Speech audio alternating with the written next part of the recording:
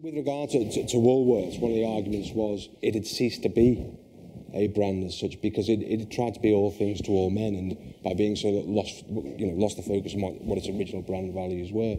So what have Barclay Brothers bought? I'd say they bought a piece of history and a certain amount of short-term feel-good factor. There's a very ruthless process, particularly of resurrecting old nostalgic brands, because if you think 60 million people in this country, what do you think the unprompted awareness of Woolworths is? 100%?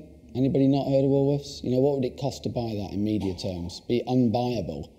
So, you were already just walking into, a space that is being occupied in people's minds. It might have got a bit corrupted. It might need a little bit of, a rethink, a repolish, a re-engagement. Maybe, doesn't need, Woolworths on the high street doesn't make any sense anymore, and the format for the 21st century is online.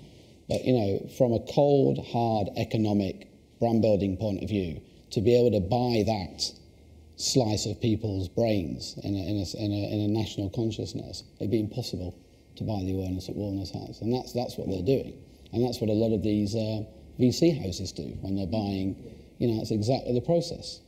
They're buying those memories because they know it's unique.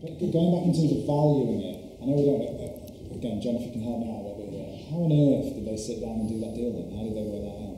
Again, from what I do, I think it was a bit of that, or a very lot of that, because what Woolworths didn't do, as far as I'm aware, was any brand licensing. There's one hard and fast way of getting somewhere to valuing a brand is looking at what it generates by way of license royalties. That can't be argued with. That isn't a finger in the air. Anything added on top of that, there's an argument that it is, because if you read the bump that came out before about brand valuation of the Ford mark and how frequently that changes, well, anything that is that prone to change, the valuations, you're not going to get a hard and fast valuation at any point in time. But in terms of the way that I value them in my agreements, all I simply say is, look, that if I license you the brand and you're a startup company, when you come to sell that company, you will pay me an increment based on what a brand valuer thinks the license has brought to your company.